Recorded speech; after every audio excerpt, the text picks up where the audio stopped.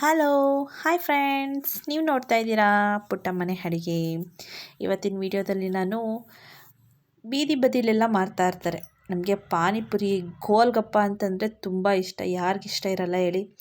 ಹಾಗಾದರೆ ಮನೆಯಲ್ಲಿ ಯಾವ ರೀತಿ ಮಾಡ್ಕೊಳ್ಳೋದು? ಮನೆಯಲ್ಲಿರೋ ವಸ್ತುಗಳನ್ನೇ ಬಳಸಿ ಬೀದಿ ಬದಿಯಲ್ಲಿ ರುಚಿ ಕೊಡುವಂತಹ ಪಾನಿಪುರಿನ ಯಾವ ರೀತಿ ಮಾಡೋದು ಅನ್ನೋದನ್ನ, ಗೋಲ್ಗಪ್ಪ ಅಥವಾ ಪಾನಿಪುರಿನ ಯಾವ ರೀತಿ ಮಾಡೋದು ಅನ್ನೋದನ್ನ ನಾನು ಈ ವಿಡಿಯೋದಲ್ಲಿ ತಿಳಿಸ್ತಾ ಹೋಗ್ತೀನಿ. ಬನ್ನಿ ಫ್ರೆಂಡ್ಸ್. ಅದಕ್ಕಿಂತ ಮುಂಚೆ ನನ್ನ ಚಾನಲ್ನ ನೀವು ಇನ್ನೂ ಸಬ್ಸ್ಕ್ರೈಬ್ ಮಾಡ್ಕೊಂಡಿಲ್ಲ ಅಂದರೆ ಪ್ಲೀಸ್ ಫ್ರೆಂಡ್ಸ್ ಸಬ್ಸ್ಕ್ರೈಬ್ ಮಾಡ್ಕೊಳ್ಳಿ. ಈಗ ಪಾನಿಪುರಿಗೆ ಬೇಕಾದಂತಹ ಪಾನಿನ ನಾವು ಈಗ ರೆಡಿ ಮಾಡ್ಕೊಳ್ಳೋಣ. ಇಲ್ಲಿ ನಾನು ಒಂದು 2 ಇಂಚಾಗುವಷ್ಟು ಶುಂಠಿನ ತೊಗೊಂಡಿದ್ದೀನಿ. ಒಂದು ಜಾರ್ ತೊಗೊಂಡು ಅದಕ್ಕೆ ಈ ರೀತಿ ಶುಂಠಿನ ಕಟ್ ಮಾಡಿ ಹಾಕ್ಕೊಳ್ಳೋಣ. ಖಾರಕ್ಕೆ ತಕ್ಕಂಗೆ ಮೆಣಸಿನ್ಕಾಯಿ, ನಾನಿಲ್ಲಿ ಒಂದು 6 ಅಥವಾ 7 ಮೆಣಸಿನ್ಕಾಯಿನ ಬಳಸ್ತಾ ಇದ್ದೀನಿ.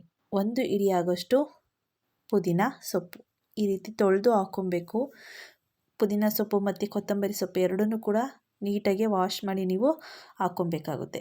1 ಹಿಡಿಯಾಗೋಷ್ಟು ಕೊತ್ತಂಬರಿ ಸೊಪ್ಪು ನೋಡಿ. ಇಷ್ಟನ್ನೆಲ್ಲ ಹಾಕ್ಕೊಂಡ್ಮೇಲೆ ನಾವು ಸ್ವಲ್ಪ ಉಪ್ಪನ್ನ ಸೇರಿಸ್ಕೋಬೇಕಾಗುತ್ತೆ. 1 ಸ್ಪೂನ್ ಆಗೋಷ್ಟು ಉಪ್ಪನ್ನ ಸೇರಿಸ್ಕೊಳ್ಳಿ. ಈ ಟೈಮಲ್ಲಿ ಉಪ್ಪನ್ನು ಸೇರಿಸೋದ್ರಿಂದ ಈ ಪಾನಿ ಅನ್ನೋದು ನಮಗೆ ಹಸಿರಾಗೆ ಸಿಗುತ್ತೆ, ಅಂದರೆ ಗ್ರೀನಾಗೆ ಇರುತ್ತೆ. ಹಾಗಾಗಿ ಈಗ ನಾವು ಇದಕ್ಕೆ ಸ್ವಲ್ಪ ನೀರನ್ನು ಸೇರಿಸ್ಕೊಂಡು ಒಂದು ಪೇಸ್ಟ್ ಥರ ಮಾಡ್ಕೊಳ್ಳೋಣ. ನೋಡಿ, ಈ ರೀತಿ ನುಣ್ಣಗೆ ಪೇಸ್ಟ್ನ ಮಾಡ್ಕೊಬೇಕಾಗುತ್ತೆ. ನೋಡ್ತಾ ಇದ್ದೀರಾ? ಈ ರೀತಿ ಪೇಸ್ಟ ಮಾಡ್ಕೊಂಡ್ಮೇಲೆ ನಾವು ಒಂದು ಬೌಲ್ನ ತಗೊಂಡು ಈಗ ರುಬ್ಬಿರುವಂಥದ್ದನ್ನ ನಾವೆಲ್ಲ ನೀಟಾಗಿ ಸೋಸ್ಕೊಬೇಕಾಗುತ್ತೆ. ನೋಡಿ, ಈ ರೀತಿ ಹಾಕ್ಕೊಂಡು ನೀಟಾಗಿ ಸ್ಪೂನಲ್ಲಿ ಎಲ್ಲ ರಸನೂ ಬರೋವರೆಗೂ ನಾವು ಒಂದು 2-3 ಸಲ ಅದ್ರ ಮೇಲೆ ನೀರು ಹಾಕ್ಕೊಂಡು ಈ ರೀತಿ ಎಲ್ಲ ರಸ ಬರೋವರೆಗೂ ಈ ರೀತಿ ಸೋಸ್ಕೊಬೇಕಾಗುತ್ತೆ. ಕೆಲವರು ಸೋಸ್ದೇ ಮಾಡ್ತಾರೆ, ಆ ಸ್ಪೈಸಸ್ ಎಲ್ಲ ಬಾಯಿಗೆ ಸಿಗಲಿ ಅಂತ.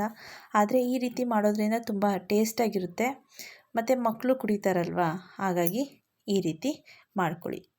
ನೋಡಿ, ಈಗ ಎಲ್ಲ ರಸನೂ ಈ ರೀತಿ ಸೋಸ್ಕೊಂಡಾದ್ಮೇಲೆ ನಾವು ಹುಣಸೆ ಹಣ್ಣಿನ ರಸನ ಈ ರೀತಿ ಎಲ್ಲ ಸಿಪ್ಪೆನೂ ತೆಗೆದು ಹಾಕಬೇಕಾಗುತ್ತೆ. ರಸ ಮಾತ್ರ ತೆಗೆದು ಈ ರೀತಿ ಸಿಪ್ಪೆನೆಲ್ಲ ಹೊರಗಡೆ ಚೆಲ್ಲಬೇಕು. ನೋಡಿ, ಈ ರೀತಿ ಹೊರಗಡೆ ಹಾಕ್ಬಿಡೋಣ ಅದನ್ನು.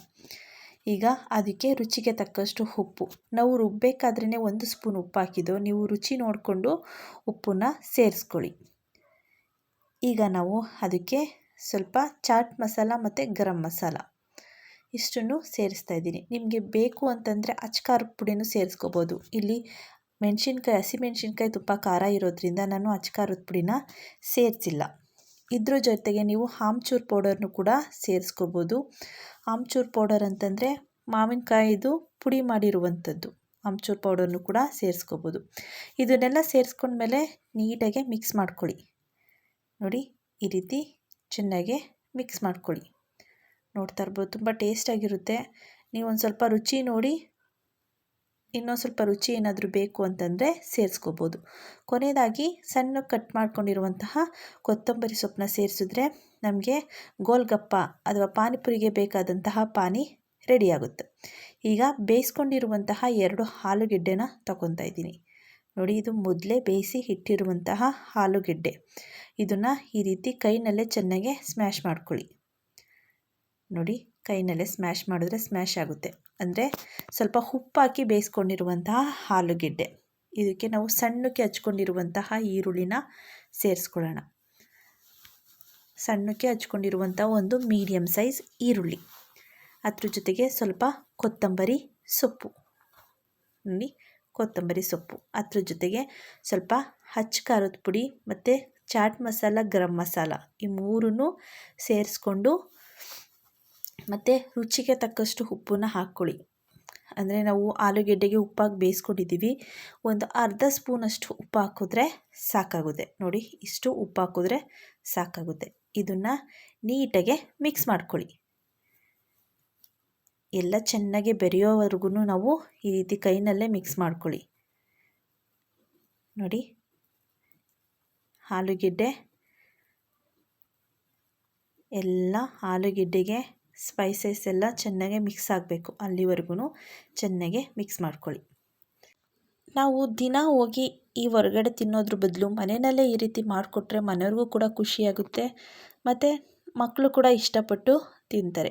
ಇದು ಮನೇಲಿರೋ ವಸ್ತುಗಳನ್ನೇ ಬಳಸ್ಕೊಂಡು ಮಾಡಿರುವಂತಹ ಗೋಲ್ಗಪ್ಪ. ನಿಮಗೂ ಕೂಡ ಇಷ್ಟ ಆಗುತ್ತೆ ಅಂತ ಅನ್ಕೋತೀನಿ. ನೋಡಿ, ಆಲೂಗೆಡ್ಡೆ ಎಲ್ಲ ರೆಡಿಯಾಗಿದೆ. ಈಗ ನಾವು ಪೂರಿನ ರೆಡಿ ಮಾಡ್ಕೊಳ್ಳೋಣ. ಇದು ರೆಡಿಮೇಡ್ ಪೂರಿ. ನೋಡಿ ಯಾವ ರೀತಿ ಉಬ್ತಾ ಇದೆ ಅಂತ. ಎಣ್ಣೆ ಚೆನ್ನಾಗಿ ಕಾದ್ಮೇಲೆ ನಾವು ಈ ರೀತಿ ಪೂರಿನೆಲ್ಲ ಎಣ್ಣೆಯಲ್ಲಿ ಕರ್ಕೊಬೇಕು. ತುಂಬ ಚೆನ್ನಾಗಿ ಉಬ್ಬುತ್ತೆ. ಇದು ರೆಡಿಮೇಡು, ನಿಮಗೆ ಅಂಗಡಿಗಳಲ್ಲಿ ಸಿಗುತ್ತೆ ರೆಡಿಮೇಡ್ ಪೂರಿ. ಅದನ್ನು ತಗೊಬಂದು ನೀವು ಬಳಸ್ಕೊಬೋದು. ನೋಡಿ ಯಾವ ರೀತಿ ಉಬ್ಬಿದೆ ಅಂತ. ತುಂಬ ಕ್ರಿಸ್ಪಿಯಾಗಿರುತ್ತೆ. ಕೆಲವರು ನಾವು ಮಾಡ್ತೀವಿ ಆದರೆ ಒಂದು ಸ್ವಲ್ಪ ಹೊತ್ತಿಗೆ ಆದಮೇಲೆ ಮೆತ್ತೆ ಆಗಿಬಿಡುತ್ತೆ ಪೂರಿ ಎಲ್ಲ ಅಂತ ಅಂತೀರ. ಆದರೆ ಈ ರೀತಿ ಮೀಡಿಯಮ್ ಫ್ಲೇಮಲ್ಲೇ ಇಟ್ಕೊಂಡು ಚೆನ್ನಾಗೆ ಒಂದು ಸ್ವಲ್ಪ ಕಂದು ಬಣ್ಣ ಬರೋವರೆಗೂ ನಾವು ಈ ರೀತಿ ಮಾಡ್ಕೊಬೇಕಾಗುತ್ತೆ. ಅಂದರೆ ಜಾಸ್ತಿ ಸೀಸೋಕೆ ಹೋಗಬೇಡಿ, ಕಂದು ಬಣ್ಣ ಬರೋವರೆಗೂ ಮಾತ್ರ ಈ ರೀತಿ ಮಾಡ್ಕೊಳ್ಳಿ. ನೋಡಿ ಇಷ್ಟ ಆದರೆ ಸಾಕಾಗುತ್ತೆ. ನೋಡಿ ಎಷ್ಟು ಚೆನ್ನಾಗೇ ಉಬ್ತಾ ಇದೆ ಅಂತ ನೋಡ್ತಾ ಇದ್ದೀರಲ್ವಾ, ಚೆನ್ನಾಗೇ ಆಗುತ್ತೆ. ಈಗ ನಮಗೆ ಪಾನಿಪುರಿಗೆ ಬೇಕಾದಂತಹ ಎಲ್ಲ ಕೂಡ ರೆಡಿಯಾಗಿದೆ. ಪುರಿನೂ ರೆಡಿಯಾಗಿದೆ, ಪಾನಿನೂ ರೆಡಿಯಾಗಿದೆ, ಸ್ಟಬ್ಬಿಂಗ್ ಬೇಕಾದಂತಹ ಆಲೂಗೆಡ್ಡೆ ಮಿಕ್ಸ್ಚರು ಕೂಡ ರೆಡಿಯಾಗಿದೆ. ಹಾಗಾದರೆ ಈಗ ಬಿಸಿ ಬಿಸಿಯಾದಂತಹ ಪಾನಿಪುರಿ ಅಥವಾ ಗೋಲ್ಗಪ್ಪನ ಯಾವ ರೀತಿ ತಿನ್ನೋದು ಅನ್ನೋದನ್ನು ತೋರಿಸ್ತೀನಿ ಬನ್ನಿ. ಈ ರೀತಿ ನಾವು ಹೇಗೆ ಈ ರೀತಿ ಸ್ವಲ್ಪ ಎಲ್ಲ ಪ್ರೆಸ್ ಮಾಡಿಕೊಂಡು ಜಾಗ ಮಾಡಿಕೊಂಡು ಅದಕ್ಕೆ ಸ್ಟಬ್ಬಿಂಗ್ಗೆ ನಾವು ಆಲೂಗೆಡ್ಡೆ, ಬಟಾಣಿನೂ ಕೂಡ ನೀವು ಇಲ್ಲಿ ಬಳಸ್ಕೋಬೋದು. ನಾನಿಲ್ಲಿ ಬಟಾಣಿನ ಬಳಸಿಲ್ಲ.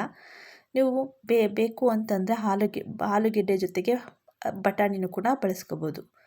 ಸ್ವಲ್ಪ ಈ ರೀತಿ ಮಿಕ್ಸನ್ನು ಕೂಡ ಹಾಕಿ ಪಾನಿನೂ ಹಾಕಿ ತಿಂದರೆ ರುಚಿನ ಮರೆಯೋಕ್ಕೆ ಆಗಲ್ಲ. ಸೂಪರಾಗಿರುತ್ತೆ.